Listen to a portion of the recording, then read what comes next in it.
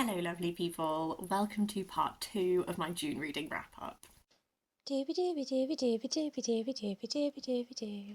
Doobie doobie doobie doobie doobie doobie doobie doobie Sophie vlogs.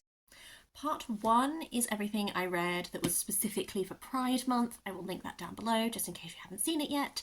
As for this is everything else I've read. I keep looking down because foolishly I've decided to just stack them on my legs. That makes sense, doesn't it? Shall we just go from the top and I'll just tell you about things? First up, we have some poetry. I read I Have More Souls Than One by Fernando Pessoa. This counts for my Read the World project for Portugal. This was on my radar because of Books with Lanes, who I really, really enjoy. I don't think she really posts to YouTube anymore, but her Goodreads is very active, so I'll link that down below because she does really thoughtful book reviews and I really enjoy them. She gave this a really good rating. I loved this, actually. This is a poet that I really want to explore further. This is very much evoking Walt Whitman for me, with both style and theme. So there's a lot of the first piece in this is excerpts from what is a very long poem that gives me real Song of Myself vibes. I very much get the sense that he's like writing in persona and that kind of thing, because there's like different personas throughout these different poems, but there's a real look at sense of self and identity. I turned down 3 corners actually. So one of them was a section of this really long poem that is called The Keeper of Sheep. It's kind of also about one's relationship with nature.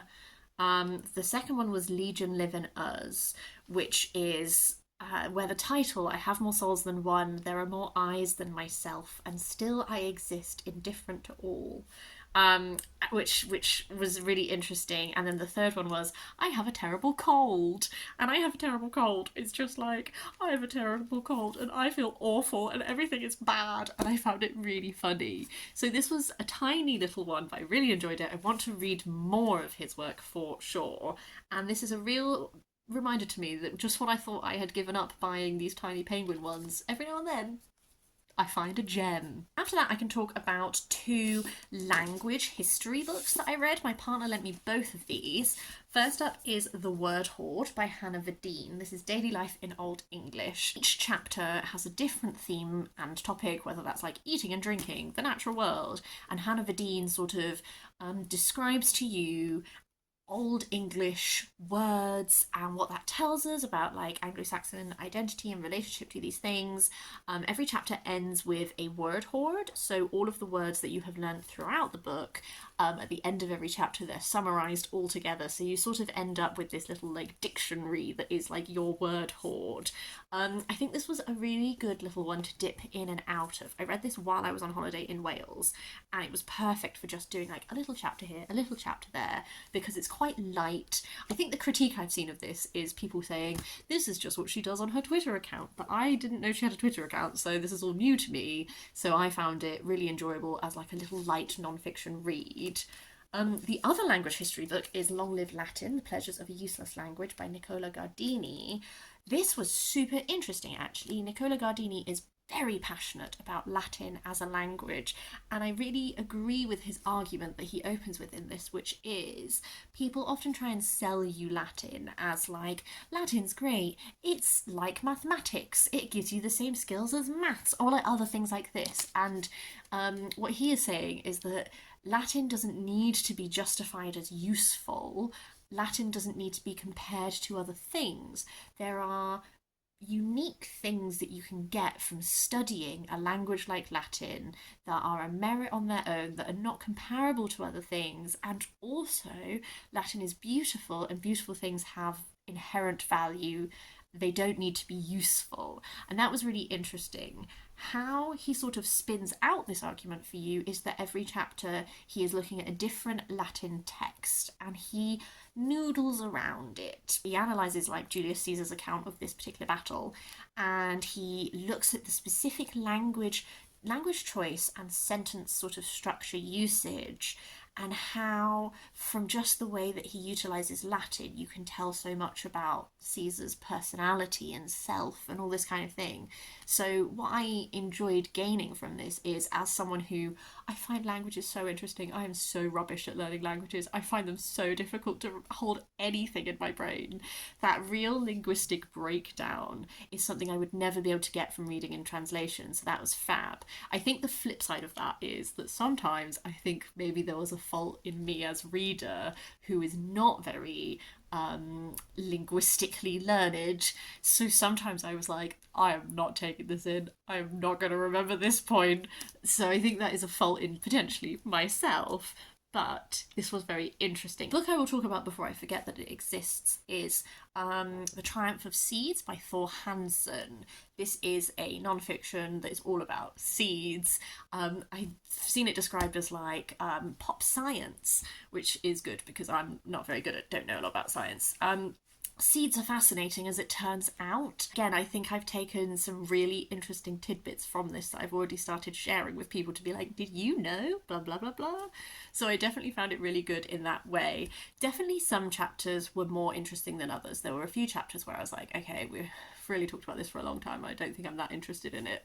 But the ones that are interesting were like real shiny, shiny gems. So that was super cool. To go back to a fiction, I read The Roundhouse by Louise Erdrich. I took my time with this one because it is a really quite intense book in some ways. I thought it was really good. Let's start there. I thought this was a really good book. We are narrated from the perspective of Jo, who is, I think, 13.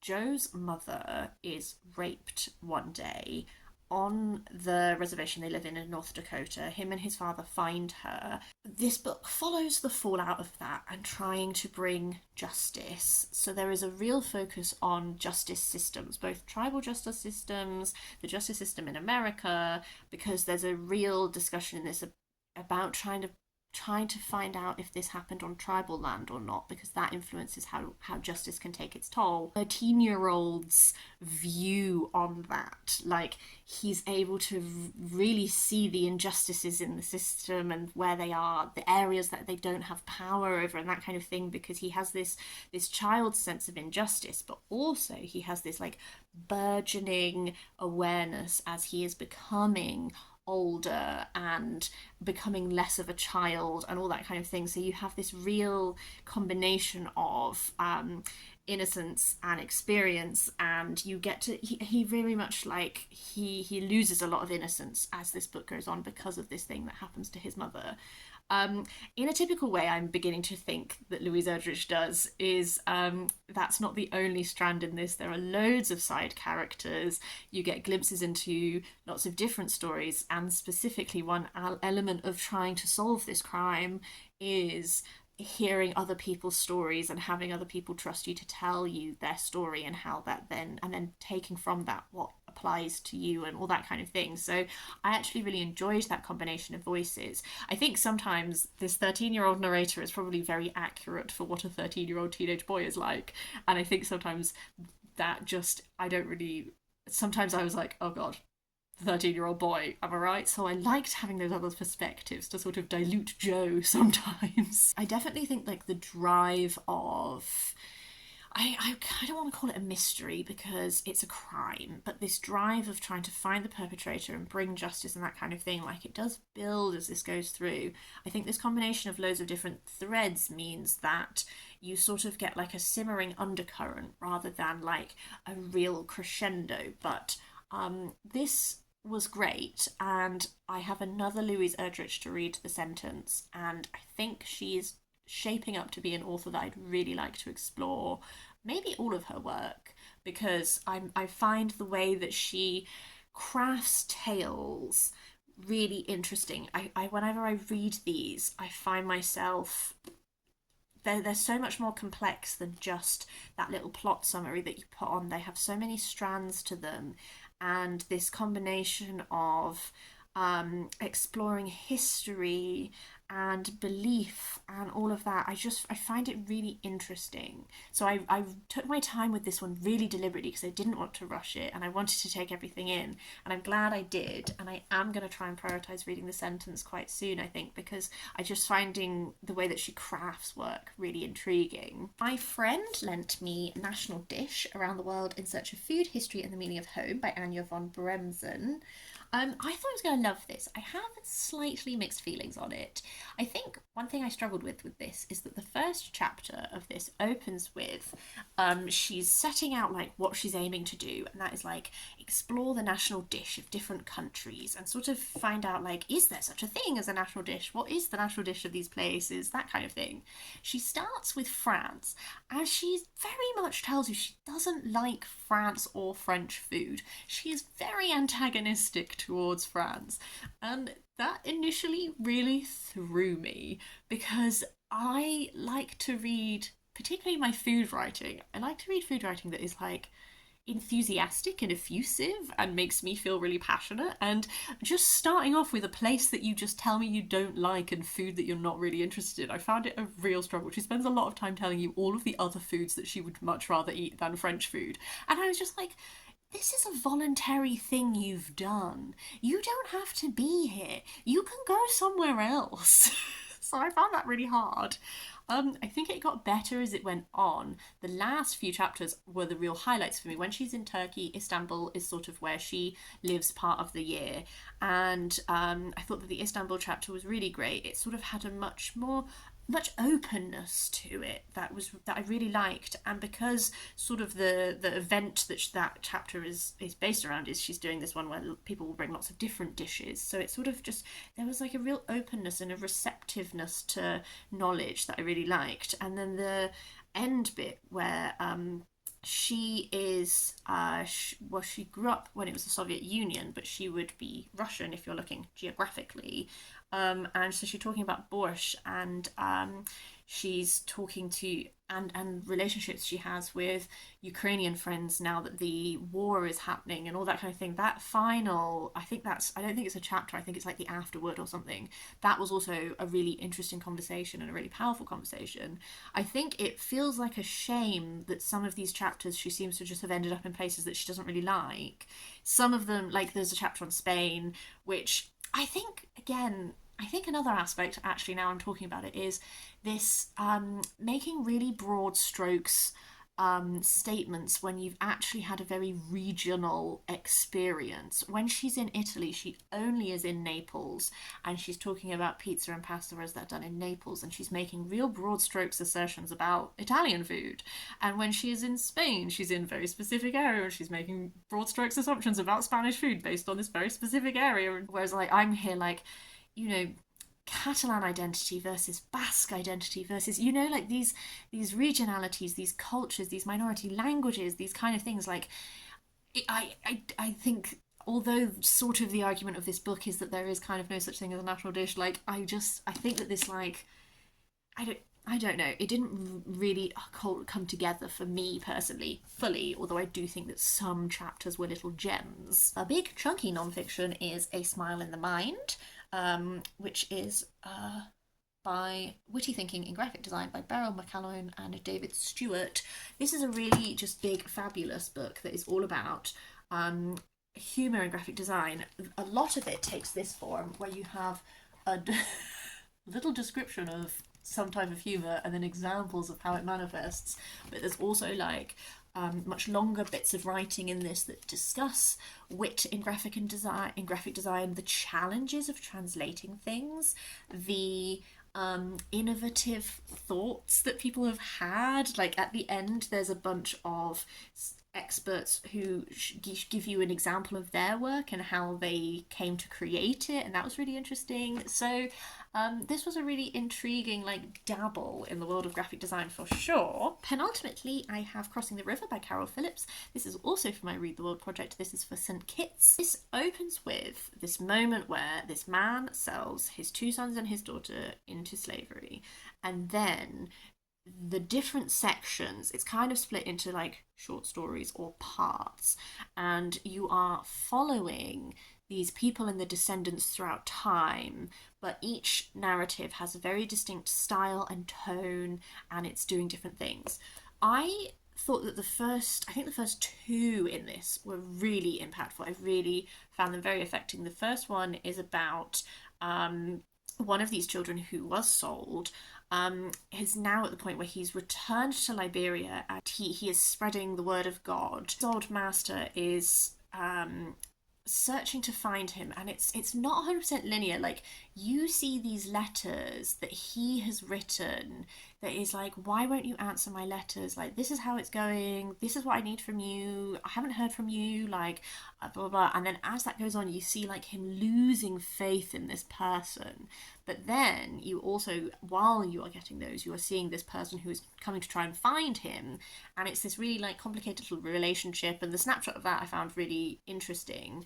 The one I found really powerful was about the daughter who is searching for her child. They have been separated, and she is pioneering. She's going west and she's journeying, and there's this restlessness and this energy and all this kind of thing that I found. I think that's the one that is going to actually really stay with me. I think that that was almost vague in some ways. It captured a real mood and a feeling without having to give you so much actual detail. The final one is diary entries from this woman who lives in the UK during the Second World War, and the American GIs come over, and she falls, although she is married, she falls in love with one of these American GIs who is a black man, and it chronicles that relationship.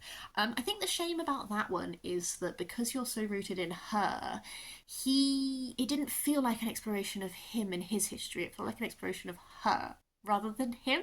I don't know.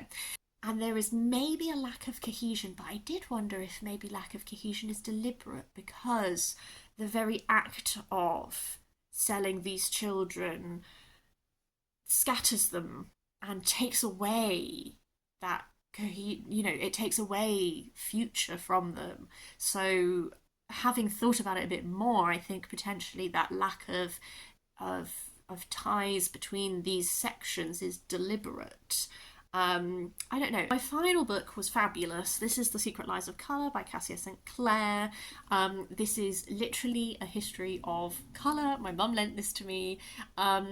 It goes through, I don't know if you can see from the pages, like, you open with the colour, and then each entry is a different shade of that colour. So you have these strips, so then as you do it, the colours change when you go through.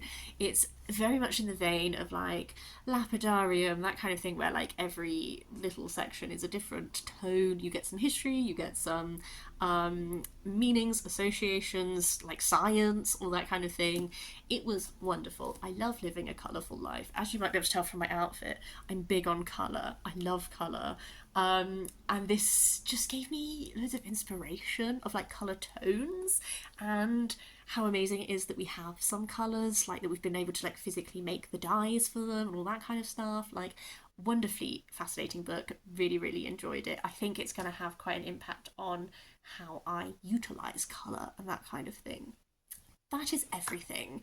I would love to hear from you if you have read any of these. Please do leave me your thoughts down below. June was such a productive reading month. I think it was my most productive reading month of this year. I've officially hit the 100 books that was my Goodreads goal, so everything from here on out. I'm still doing my pages goal on Storygraph, but everything from here on out is just a bonus in regards to number of books. So can't wait to see what the rest of the year has in store. But in the meantime, I hope you have a lovely day. I will see you next time for something different.